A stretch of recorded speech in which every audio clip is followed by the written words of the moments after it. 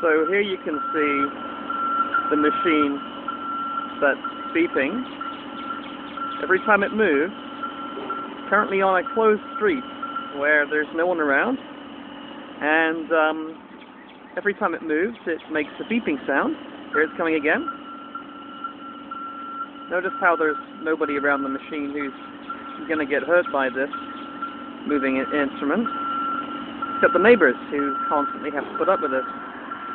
And the city of Cambridge are responsible for this work, but they won't decrease the volume because they say that that would be interfering with a safety device.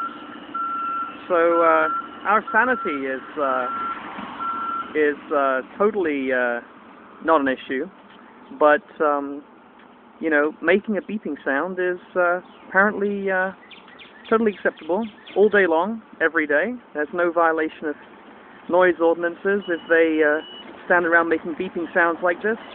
It's totally fine.